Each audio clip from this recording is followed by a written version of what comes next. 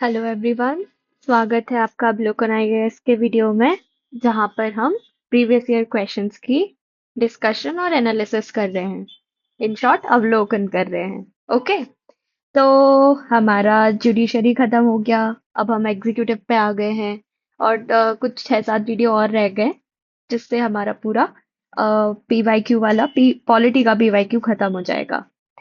छोटे छोटे से वीडियोस हैं, ज्यादा टाइम नहीं लगेगा बिंज वॉच करने में। तो एक दिन नेटफ्लिक्स मत देखो, ये बिंज वॉच कर लो, काम आ जाएगा। क्या पता एक दो मार्क्स ऐसे, एक दो क्वेश्चंस ऐसे ही सॉल्व हो जाए पॉलिटी के, है ना। तो अगर ये काम आए सीरीज तो प्लीज कमेंट में लिखना और बताना कि कितना हेल्प किया, या कोई शिकायत हो तो वो भी लिखना। Criticism makes us improve, right. तो आई बी लुकिंग फॉर इट। ठीक है। बिना किसी देरी के क्वेश्चन स्टार्ट करते हैं आज का। The Constitution of India classifies the ministers into four ranks. That is, Cabinet Minister, Minister of State with independent charge, Minister of State with Deputy Minister. Constitution of India classifies, never, it doesn't classify. ये सारे rules of procedure या फिर जो भी लोकसभा के convention है उससे आया है। तो पहला तो गलत हो गया, ये भी गलत हो गया। अब हम 50-50 पे आ गए, right. Total number of ministers in the union government, including the prime minister, shall not exceed 15% of the total number of members in the Lok Sabha. It is true. Direct आपके स्टैटिक सोर्स से question है, गलत नहीं होना चाहिए। Okay.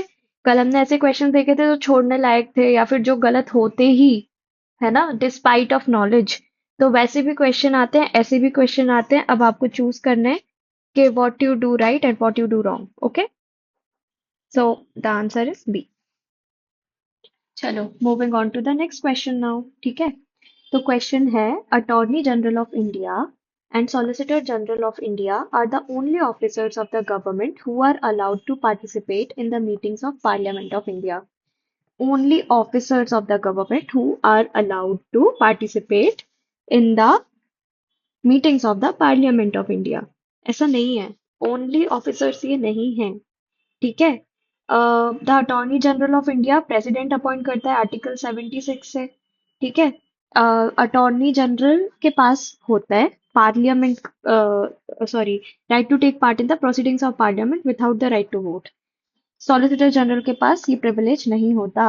ठीक है, confuse नहीं होना है। इस चीज को देख लेना है, डिफरेंस क्या है इसका, और कौन अपॉइंट करता है, कौन सा आर्टिकल है, प्रिविलेजेस क्या होते हैं, सैंक्शंस क्या होते हैं, या फिर जो भी इसके प्रोविजंस है वो एक बार देख लेने हैं। ठीक है। According to the constitution of India, सबसे पहले तो इस चीज को अंडरलाइन कर लो।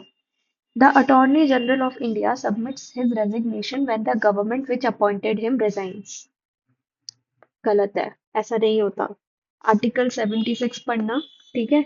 Attorney general shall hold office during the pleasure of the president. और ऐसा कोई कॉन्स्टिट्यूशन में नहीं लिखा है कि उसको भी रेजिग्नेशन देना पड़ेगा जब गवर्नमेंट जिसने उसे अपॉइंटमेंट किया है वो रिजाइन करे। क्योंकि अपॉइंटमेंट तो प्रेसिडेंट कर रहा है ना, गवर्नमेंट थोड़ी कर रही है। तो ये सब छोटे छोटे से प्रोविजंस हैं। अब देखो, यूपीएससी ने इस पे अगर क्वेश्चन बनाए तो ऑफ कोर्स ये यूपीएससी के रडार पे है टॉपिक। तो जो टॉपिक्स रडार पे हैं हमें उसको ढंग से प्रिपेयर करके जाना है। मिस्टेक मत करना, ना करने की या इग्नोर करने की। ओके। क्वेश्चन भी 2022 का है, ज्यादा पुराना नहीं है।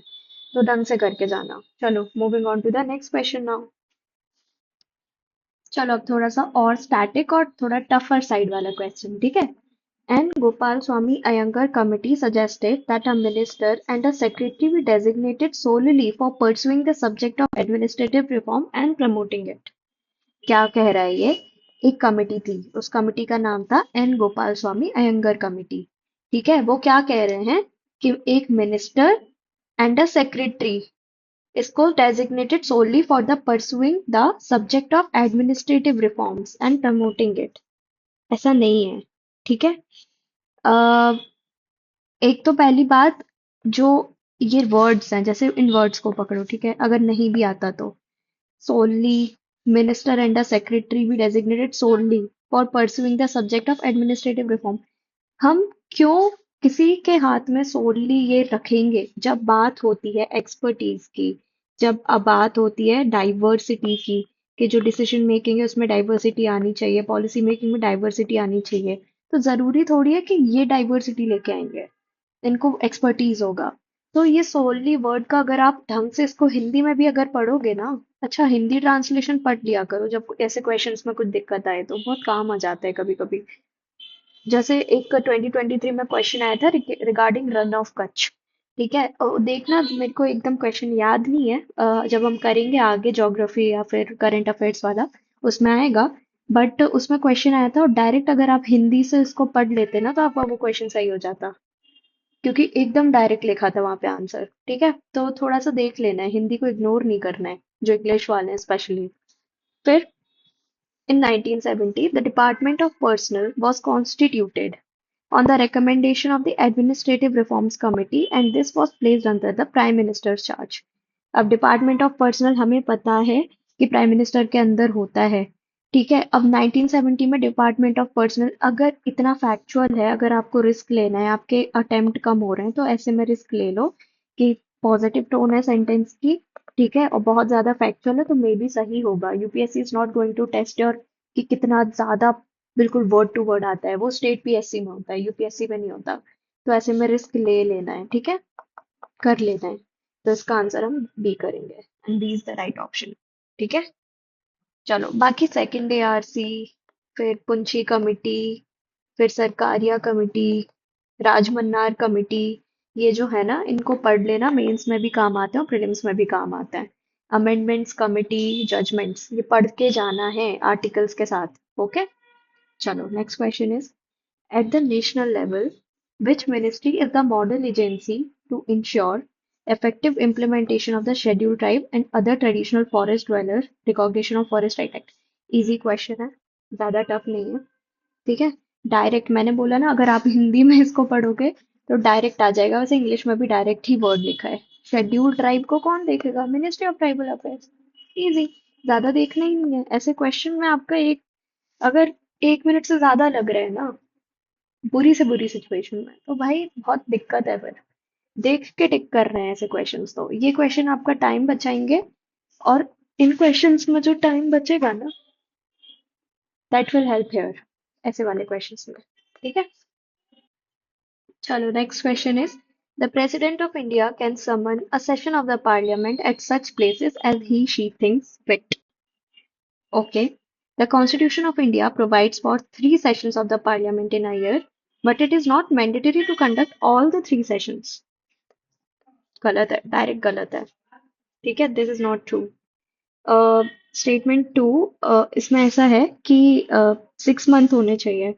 द एक मिनट, मेरे को भी एकदम याद नहीं आ रहा।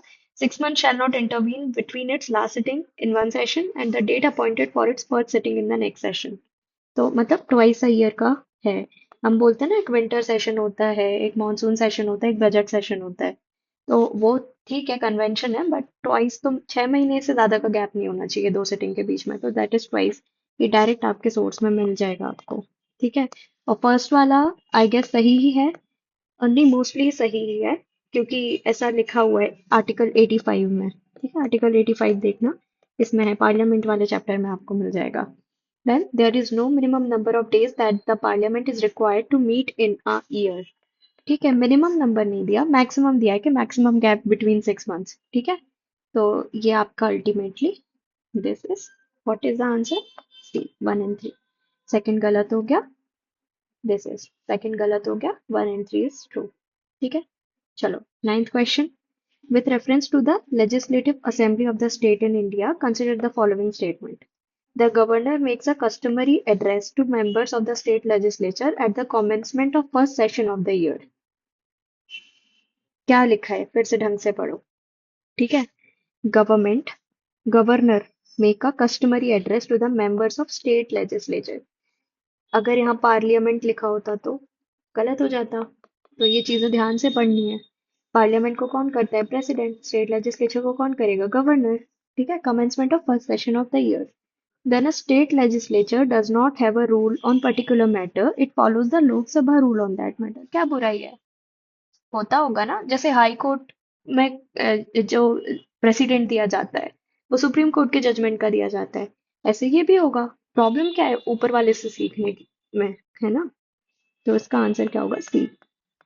टोन देखो, टोन देखना बहुत इंपॉर्टेंट है, पॉजिटिव होनी चाहिए। अगर नहीं भी आता तो पॉजिटिव होगी तो सही होगा।